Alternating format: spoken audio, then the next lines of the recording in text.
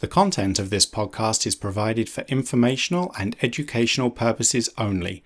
It's not medical advice and is not intended to diagnose, treat, cure, or prevent any disease, disorder, or medical condition.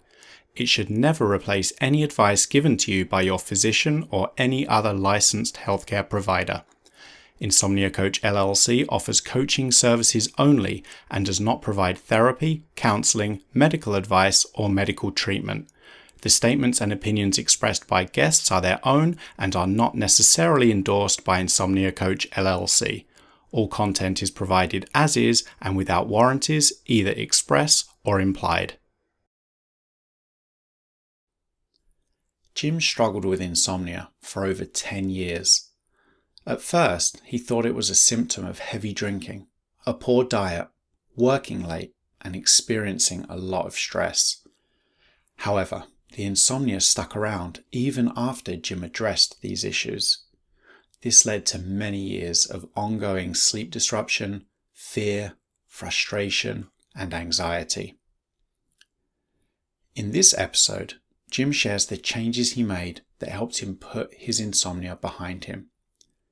Instead of chasing after sleep, he began to spend less time in bed and always got out of bed at the same time every day.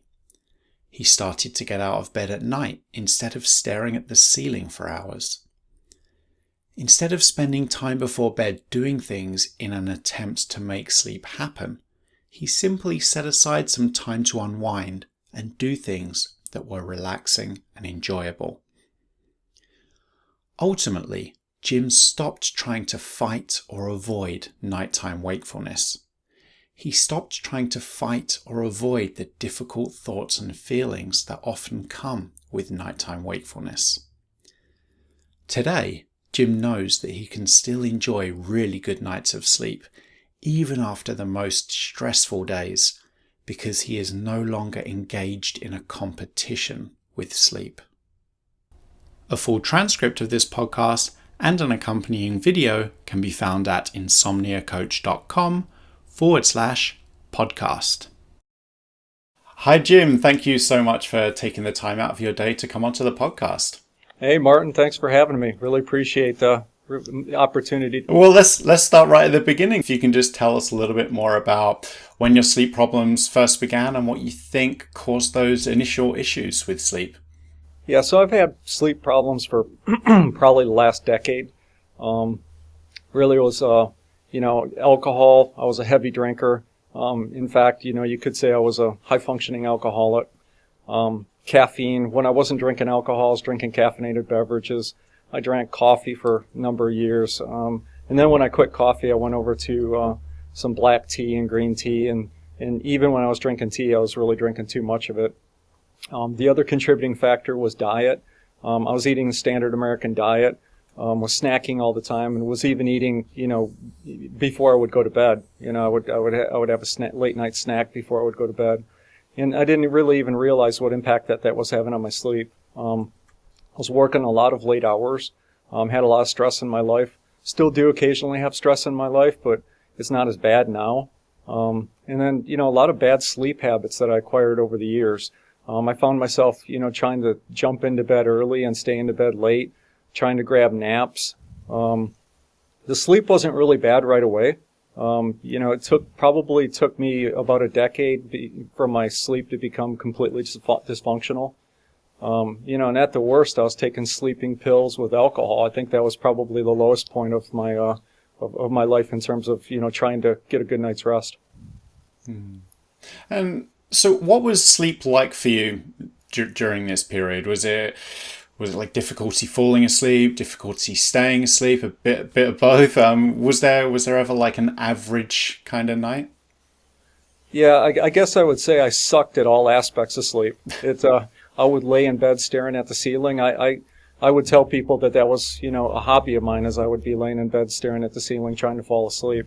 When I did get to sleep, I would often wake up. I remember the 2 o'clock hour. For some reason, I would wake up at 2 o'clock every night. And I knew when I would wake up that the chances of me falling back asleep were pretty rare. And then I would wake up earlier than what I wanted before the alarm went off. And I felt like, the only thing I was really getting was just light sleep. I was spending 10 hours in bed, approximately 10 hours in bed, but I was probably sleeping 5 or 6 of those hours at best. And eventually I got to the point where I was having great anxiety about sleep, which created more sleep issues. There were times that I was afraid to jump in bed, because I knew it was just going to be a frustrating night of me trying to compete against sleep, and I would wake up frustrated, and I didn't know what to do about it. And this went on for many, many, many years. Yeah. You kind of touched upon it a little bit in terms of the anxiety there, but were you also finding that this sleep disruption was also having an effect on your days, like in your daily life? And if so, what kind of influence was that having for you? Yeah, it was, I was experiencing things like short-term memory loss, lack of ability to focus, fatigue and tiredness in the afternoon. I'm a part-time athlete, so I'm an endurance athlete, and so I spend a lot of time road biking and swimming and doing things like in strength training. And I just found that I wasn't recovering from those activities, and I just didn't feel myself. And I knew sleep was the cause because, occasionally I would have a good night's sleep. What would happen is I would have 3 or 4 nights of really horrible sleep, and then I would, and that would build up, and then I would just basically pass out one evening and get maybe a good solid 6 or 7 hours. Unfortunately, that didn't happen often enough. But then on those days when I got a good quality sleep, I felt really good. So I knew sleep was kind of the cause of all of the daytime disorders that I was experiencing. Yeah. So before you found Insomnia Coach, what kind of things had you tried in a bid to just improve your sleep, improve your situation and your struggle? Yeah, so obviously I tried a lot of Google therapy, Yeah. and I would just try the little things that I thought were the cause. I tried to resolve those issues. I went to a couple sleep doctors. The first sleep doctor I went to prescribed me Ambien. I can't even remember the dosage of it. But I took that for a number of years, but to be honest with you, I never liked the effects of it, but it worked. It partially worked. So I would take Ambien, and then the next day I felt sluggish, almost the entire day. And I think, I don't know why I continued to take it. I guess I really didn't have another solution. And so I was able to sleep pretty okay. Not great, but pretty okay, take an Ambien. So I over the years I had gone to probably 3 different sleep doctors. I also had a sleep study that was done. They brought me into a hotel room, hooked me up to a monitor. They actually hook you with diodes all over your body, and then they're like, okay, we want you to go to sleep now. And you're like, how am I supposed to sleep with all this equipment with like 2 or 3 video cameras looking out over me to watch me? And of course I didn't sleep, and so it kind of ruined the whole point of the exercise. But but I think I did sleep like an hour and a half, and afterwards they gave me a diagnosis of, what was it? I got this written down here. Can't remember. Yeah, I don't remember what the diagnosis was, but basically it was like a psychological sleep disorder that indicated that that I really was asleep when I thought I was awake. Which basically to me meant that I slept really lightly. They didn't find any breathing disorders or any other type of sleep dysfunctions. I just remembered. Yeah, the sleep study was paradoxical insomnia is what they prescribed me with, and I had to Google it to find out what that meant. Yeah. When the sleep study was over, they actually indicated I was sleeping parts of it, but I remember distinctly some of the thoughts that I had while I was supposedly asleep. And I told them, I said, I was just meditating. They said, no, your heart rate was really low. And I said, well, my normal resting heart rate is between 35 and 40. I said, so if you're going to go by that, then I guess I'm asleep right now talking to you. So I went from sleep doctor to sleep doctor. Really didn't find any solutions. And then I finally came upon another sleep doctor that basically said, you should give cognitive behavioral therapy for insomnia a try. And that's kind of how I wound up finding you. Yeah. And it's interesting just hearing you talk about all these things you tried, and the experience that you went through. So I think a lot of people are going to really resonate with what you're saying, because when we're struggling, we want to look for a solution to the problem, right? And when it comes to sleep, we often, from person to person, we all do very similar things. And a lot of it is grounded in, medication or supplements, the kind of sleep hygiene, like changing our bedtime rituals or developing new rituals. And all these things really, over the long term at least, aren't usually that helpful, just because they don't really get to the root cause of what is kind of feeding the insomnia, what's keeping that insomnia alive. And often it is related to our behaviors and our thought processes, our relationship with our thoughts. I don't think it's our thoughts themselves, because we all experience thoughts. Some are pleasant, some are unpleasant, but often it's our kind of reaction to those thoughts, that temptation to try and fight or avoid the really difficult and uncomfortable ones, that then just kind of serve to make them push back harder, lead to more arousal, and create more difficult conditions for sleep to happen. I'm curious, just after I gave that little spiel, if any of that, looking back in your experience, if that sounds as though it's something you identify with. Yeah, I mean, I tried all those things that you talked about, and you're right. Identifying the root cause is totally essential. I mean, I think, unfortunately, with sleep is complex, and sometimes people have multiple root causes. I mean, I look back over the years, and based on what I was just telling your listeners and viewers and you, is that I had many root causes. I mean, I had alcohol abuse, caffeine, diet, poor sleep habits, just poor eating, and even eating before bedtime.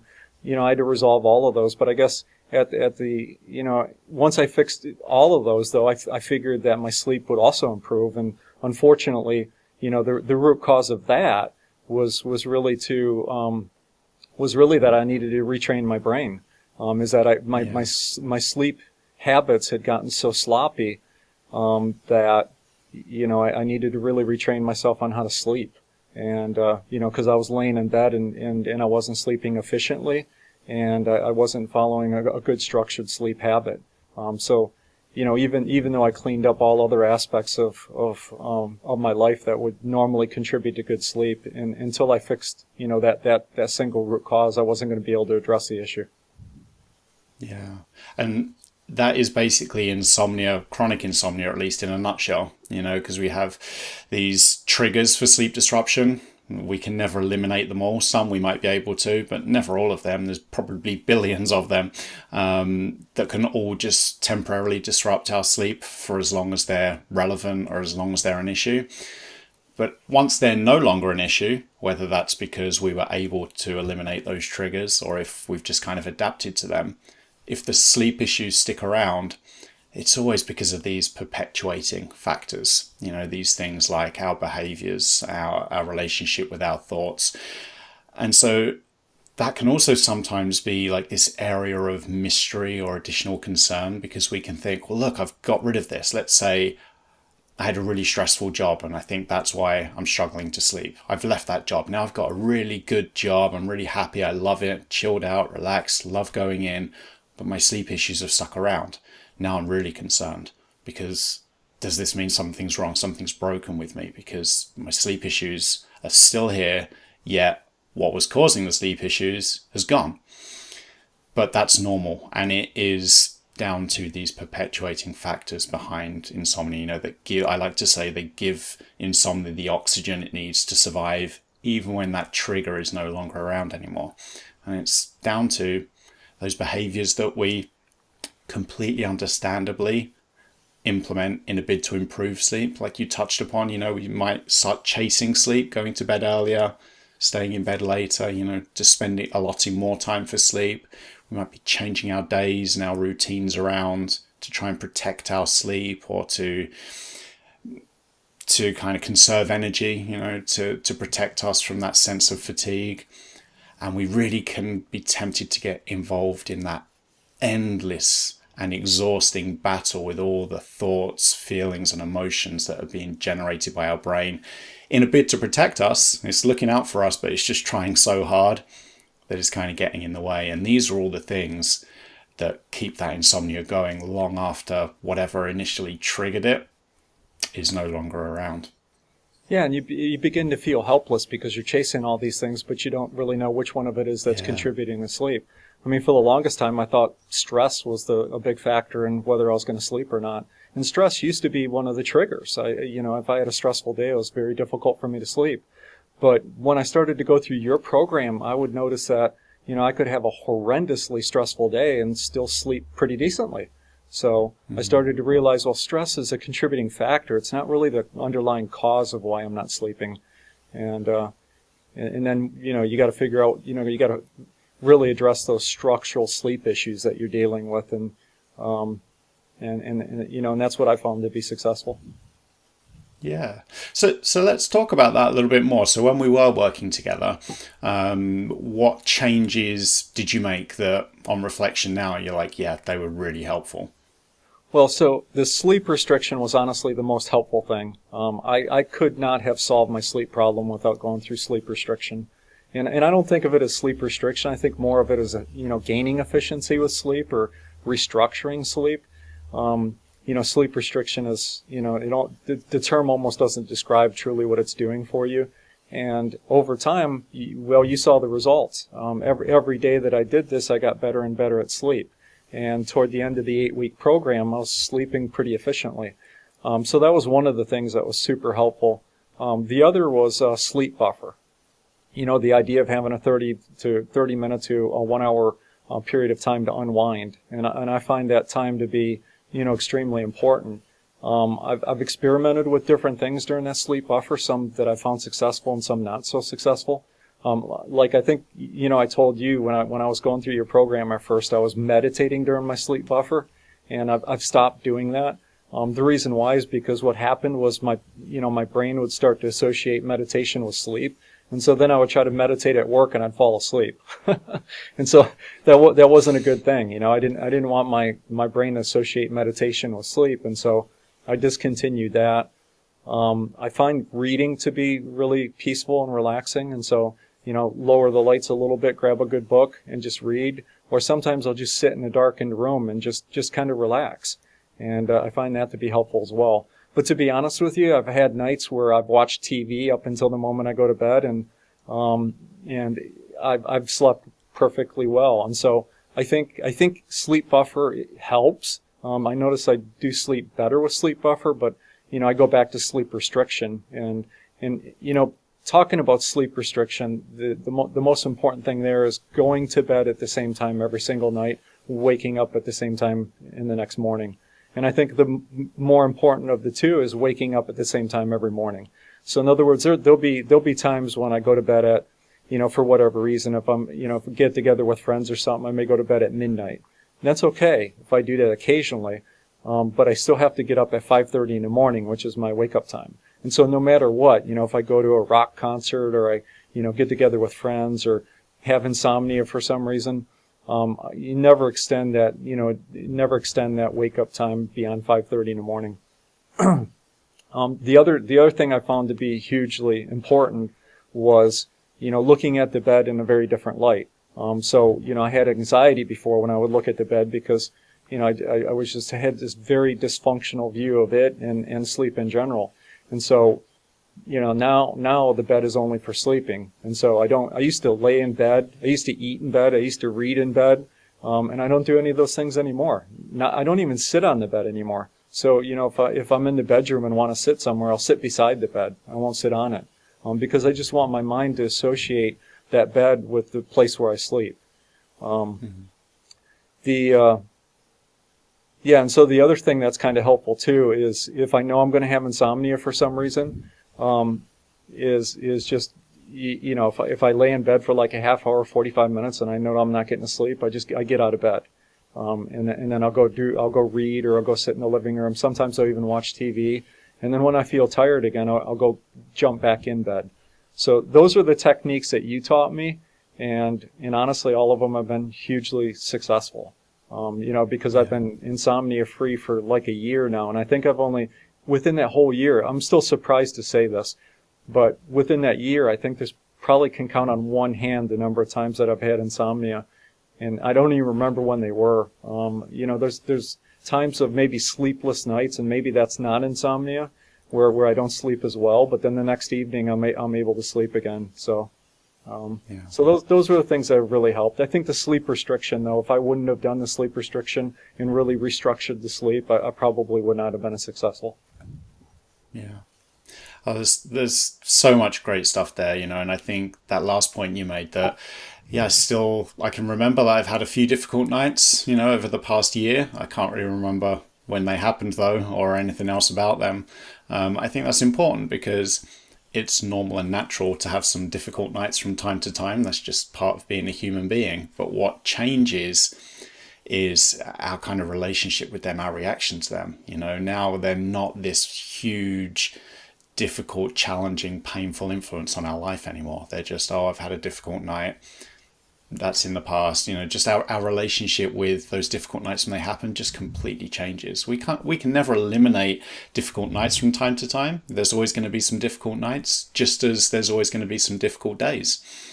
But it's just our relationship just completely changes. When we've put insomnia behind us, it just has far less of an effect on our life. And that's really what our ultimate goal is, I think. That's where the transformation happens, when we're kind of okay with those difficult nights happening.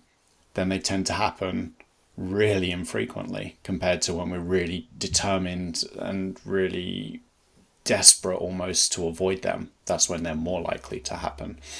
Yeah, I don't get anxiety anymore. If I have a sleepless night, it doesn't bother me because I just have confidence now that my brain knows how to sleep. And I know that, okay, so I didn't get a good night's sleep. I only slept 4 hours last night. I know I'll sleep good the next night.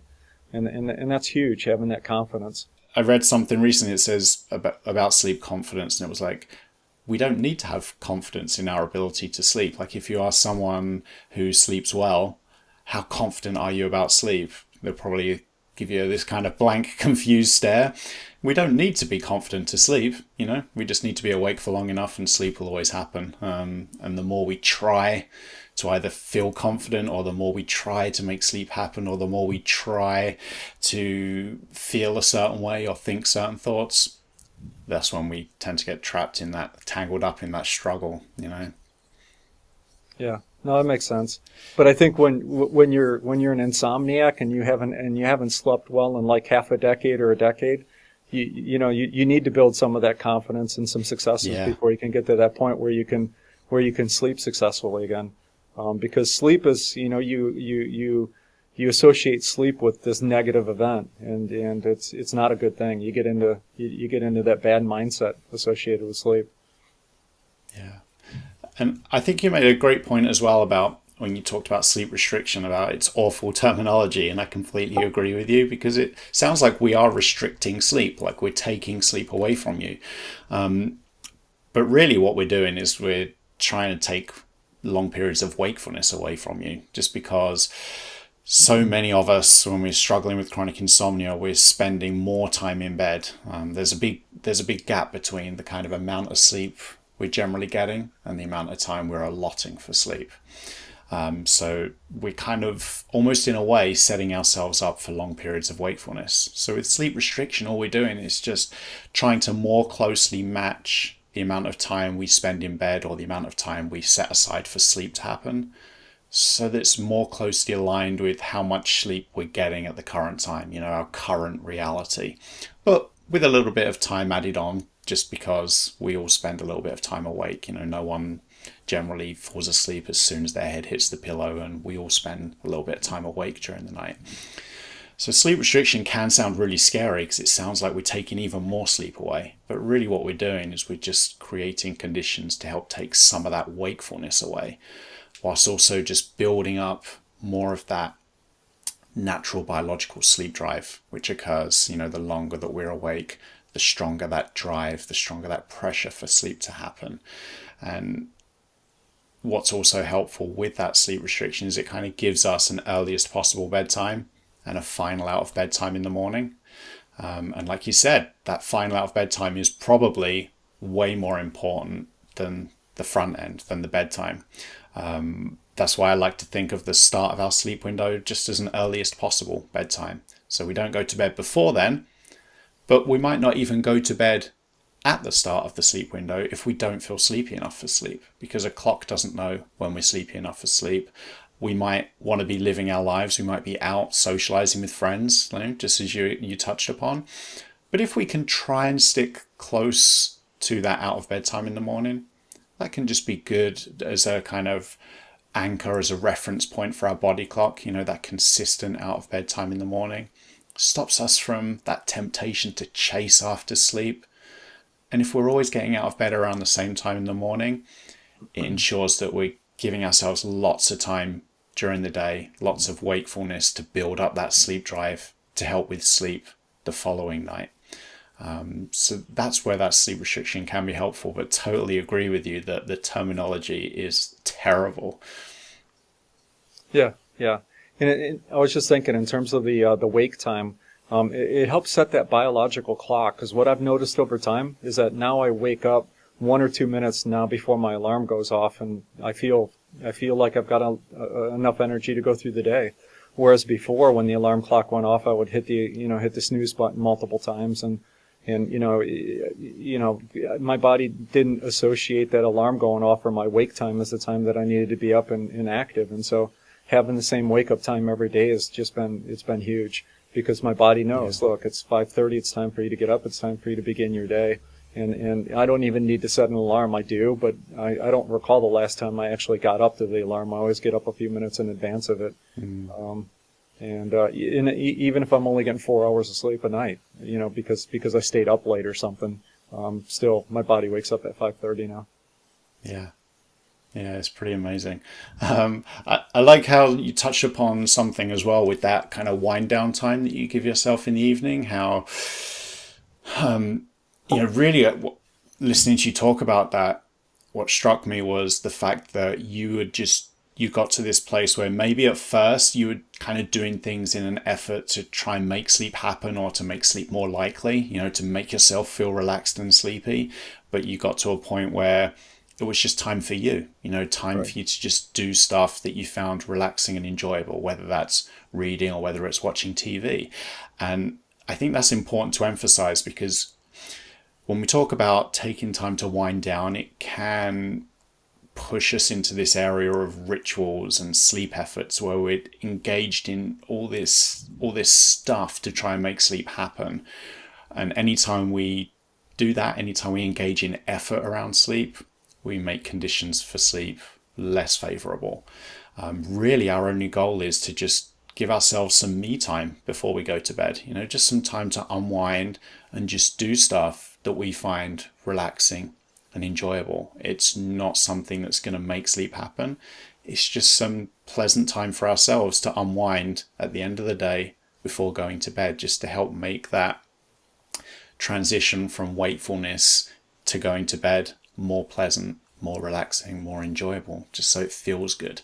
And it's a transition from the work day to the bedtime, because honestly, without that, some people, and I used to have the habit of feeling like I could work up until the point when I went to bed, and now you're right, it's having a little bit of that me time so you can let those work day thoughts leave the brain, and you can do something relaxing. But I fell into that trap that you described. I was trying to use the sleep buffer as a time where I was just chasing after sleep, and that's why I was meditating during that time, and I was doing anything possible to try to set myself up for success. And I'm a lot more casual about it now. I do find that there's certain activities that I really cannot do during my sleep buffer, though.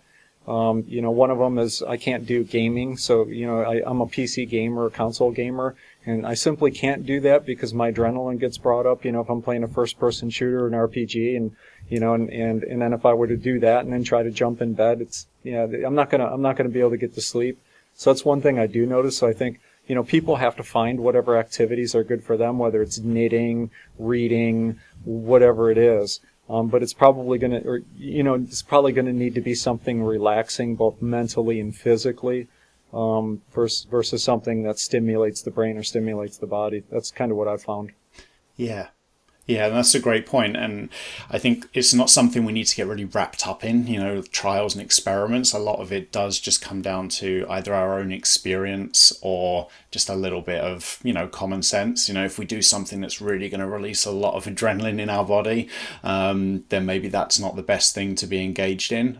But other people, they love it. I have clients that tell me, I love playing like Call of Duty at night before bed. I find it really relaxes me. And personally, I think that's crazy. But we're all different. We all know what makes us feel good. So it really doesn't matter. There shouldn't be any rules, regulations around this. It's just stuff that you find relaxing and enjoyable before going to bed can be really helpful. And similarly, that's a good kind of little transition into our reaction to wakefulness during the night. When we wake during the night, again, there's nothing we can do to make ourselves fall back to sleep. The more we try, the more difficult it's going to be. So again, you touched upon getting out of bed and doing something else. So again, all we're doing here is, if it doesn't feel good to be awake at night, let's just give ourselves the opportunity to make being awake more pleasant. Because we can't control sleep and wakefulness, but we can control what we do. So if it feels really uncomfortable to be awake in bed, we're tossing and turning, frustrated, angry, depressed, not feeling good, battling with sleep and wakefulness, let's just get out of bed and just do something more appealing instead. And if we do feel sleepy again, then we might return to bed, and allow ourselves to be in bed for as long as it feels good to be in bed until our alarm goes off in the morning. We might fall back to sleep, we might not. We can't control that stuff. All we can control are our actions. So we always have that option. If being awake at night doesn't feel good, we can do something else that might make being awake a little bit more pleasant. Yep. Yeah, I find if I can't sleep, I'll just get up and I don't turn the TV on, but I'll just sit in the living room and I'll just relax. And sometimes I'll read, but sometimes just sitting on the couch for a little while and just relaxing. And then, after 15, 20 minutes, my body's like, okay, let's go back to bed. And I'll go back to bed and I'll successfully fall asleep. Doesn't happen that often, but maybe once or twice a month, maybe at most. But I don't fight it anymore. Whereas I used to, lay in bed and agonize. Used to play the game like looking at the alarm clock and saying, okay, I have 4 hours now before I have to get up. Okay, I have 3 hours I have to get up. So I'm strategizing. Okay, if I just fall asleep now, I should be able to get enough sleep to be able to be energetic for tomorrow. And, those kind of thoughts are very destructive, and they don't help you get to sleep. Yeah, it's so tempting to just be staring at that clock during all that wakefulness, right? And it's always one of the first things when I'm talking to clients is, hey, you want to try something different? How about we don't check the clock, from the moment you go to bed to when you get up in the morning. Let's just try not checking the clock and just see if you find that helpful. And, everyone's different. We never know how each individual is going to react. But I would say the vast majority of clients find that really helpful. It's such a small change to make, but it can just be so helpful. It just eliminates such a big source of pressure and worry and anxiety, just not checking that time. Yeah, I used to do that too. I used to turn the alarm clock around and not look at it.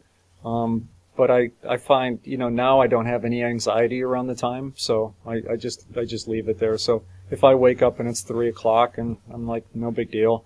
But before it gave me significant anxiety to be constantly checking the alarm clock, and I had to turn it around and, not look at it because, it was just a constant source of worry about how much time I've been laying in bed and how much time I have left before I have to get up. Yeah.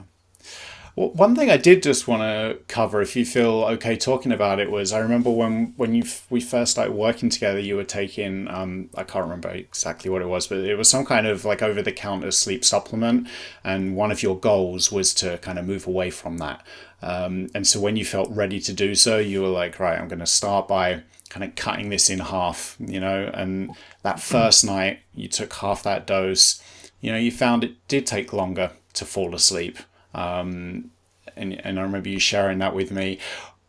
Can you tell us a little bit more about that process? How you start to taper off that supplement and move away from it? Yeah, at one point I was taking 10 milligrams of melatonin, which is way too much. Um, I don't recommend anybody take that amount of melatonin. But then I was taking, I think I was, when I was seeing you, I was taking 6 milligrams of melatonin. I cut it down to 3, and then I cut it down to 0. But what I found with melatonin is that it's just the substance works for a little while, but then over time your body just gets used to it, and you need more and more of it for it to work. And I don't notice a difference in my sleep quality between when I take melatonin and when I don't. The problem is it's unregulated, and I don't know, I don't think we know what the upper limit is, and I don't think we know what the long-term ramifications on people's health is. My naturopath was okay with it in low doses, but even she said I shouldn't be taking it for the rest of my life. So it was a temporary solution at best. And then I found over time the efficacy of the melatonin it was degrading. And so, yeah, so I went from 6 milligrams down to 3 milligrams, and then after I think a week or 2 weeks, tapered it down to 1 or 2 milligrams. And I know some people that take 1 or 2 milligrams at night and they find that successful, but I would, I think it's more of a mental crutch than anything. I think that's what it was for me. And once I discovered that it was a mental crutch, that it was just something that I felt like was helping me, and I was able to get rid of it then, and my sleep was just fine. Yeah. And, we were touching earlier upon this, I'm going to use that horrible phrase again, the sleep restriction. I prefer like sleep window. Let's say sleep window, with that earliest possible bedtime, really consistent out of bedtime in the morning. One of the real benefits is it stops us from chasing sleep. So I remember when you started that process of tapering the supplement, you had some initial sleep disruption. If we didn't have that sleep window, what's our temptation is going to be, I'm going to sleep in for longer now to try and catch up on that lost sleep, or I'm going to go to bed earlier the next night. And really what that does is it just kind of, that sleep disruption can then leak into following nights. But I remember with you were just really determined, I'm going to stick to that sleep window, even though I'm having these difficult nights, even though I'm tapering off this sleep supplement. And then as a result, you kind of kept your routine consistent. And so once the brain was doing a little bit less monitoring for the results of that change, that tapering process, you found that, things stabilized again and you got right back on track. And that is completely down to, your own efforts to commit to behaviors that just create those good conditions for sleep, create and maintain those good conditions for sleep. One of which is not chasing after sleep, having that really consistent sleep schedule. Yeah, I had no choice. I feel I had no choice but to really stick strictly to your sleep, recommendations, because, after more than a decade of insomnia, and trying different things and going to different sleep doctors, I was desperate, and I found you on YouTube, and you had this pleasant demeanor. You seemed to, you obviously know a lot about sleep. But if this wasn't going to be the cure, I didn't know where I was going to go next. Because sleeping pills didn't work, melatonin supplements didn't work. Different sleep techniques that I tried didn't work. And so, yeah, so that's the reason why I stuck to it as much as possible. I think I was more strict with me than you were through the program. Because you were like, well, if you need an extra 15 minutes in your sleep window, why don't you add it? And I said to you at one point, I'm like, no, I'll stay here for a little while until I want to make sure that I gained as much efficiency as possible before I move on to the, next 15-minute increment. And then after you and I had worked together, then, I added 15-minute increments, slowly over time, and got my body used to, to that new window while keeping the efficiency, because that was important to me. What I didn't want to do is go, okay, here's my reduced sleep window, and then, okay, go back to 8 or 9 hour sleep window, and, and I wouldn't bring that efficiency along with me with those changes. So, just layering on a little bit more sleep at the, to the beginning of my sleep schedule, kind of, was kind of the way I got back to what I would consider a normal amount of sleep. Yeah. Yeah, and I think it's important to emphasize too that, like with any of these like techniques or that we're talking about, none of them can kind of generate sleep. None of them make sleep happen. They just help set the stage for sleep, and they just help us avoid falling into that trap of implementing behaviors that just perpetuate sleep disruption, that give insomnia the oxygen it needs to keep going. And so I just think that's helpful to just emphasize. That's why, you know, when clients say to me, "Oh, I really wish I could just go to bed earlier." Well, how about you just allow yourself to go to bed a bit earlier? You know, 15 minutes, half an hour, maybe even an hour earlier. If you're feeling really sleepy, you know, you're really struggling to stay awake, why not just go to bed and see what happens? You know, after all, that if it starts to feel unpleasant being in bed, you've always got that opportunity to just get back out of bed again and just do something more enjoyable. And if that sense of sleepiness comes back, then you can just return to bed. We want to make the process of sleep more natural. And in the short term, this can involve changing our behaviors in a way that might not feel quite so natural. But as we kind of see some results, see that, these are making some changes, these are influencing things in a positive way, then we can start, you know, loosening the reins, so to speak, you know, and giving ourselves more opportunity for sleep, being a little bit less rigid with ourselves and being a bit more flexible.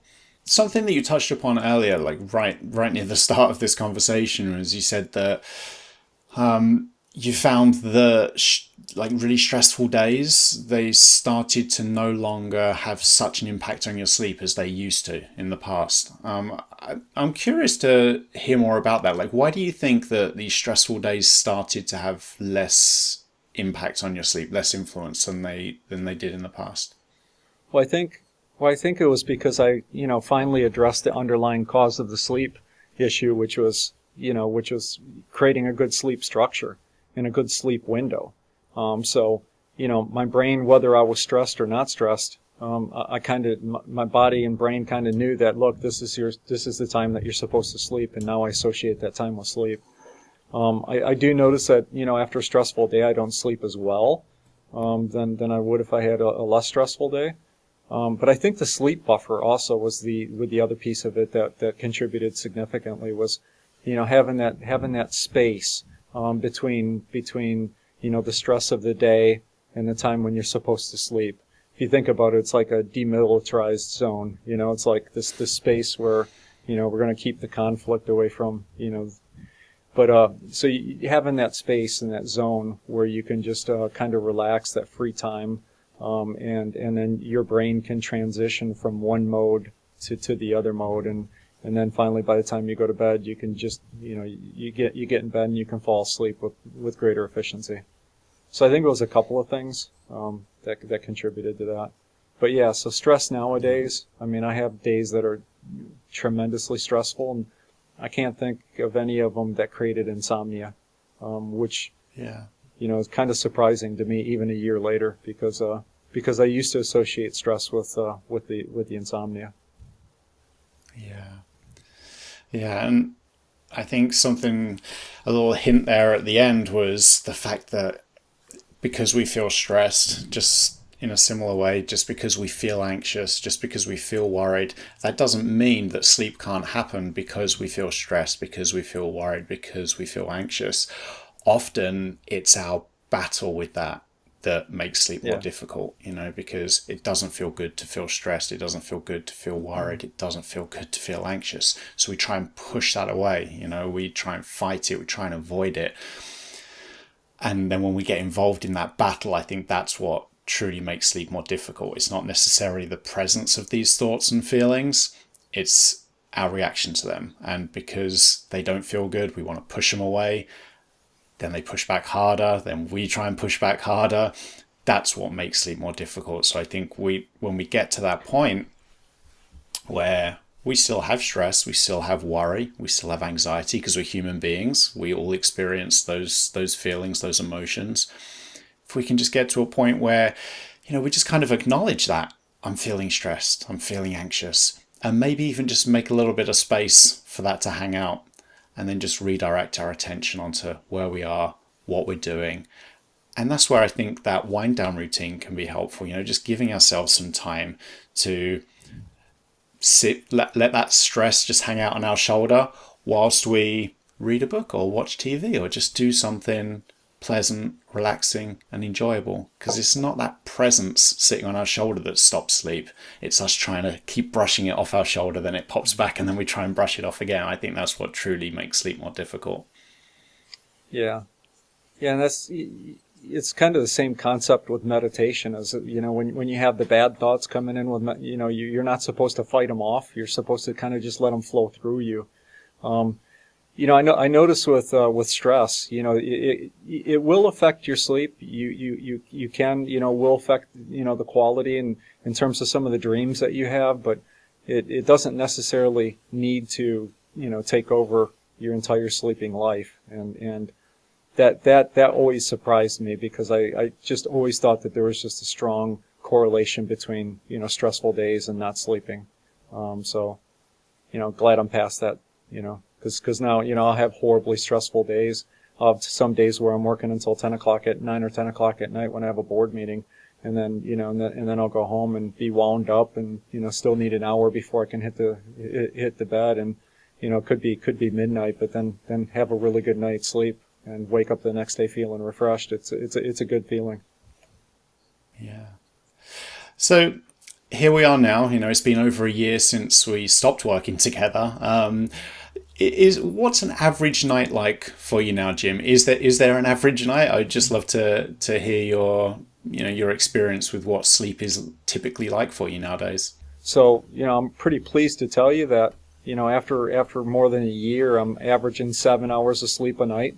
I wake up about 3 times each night, and that's not because of insomnia. It's because I have an overactive bladder. So I'll wake up, I'll go hit the restroom, but then I come back to bed and I'll fall back asleep within 2 or 3 minutes.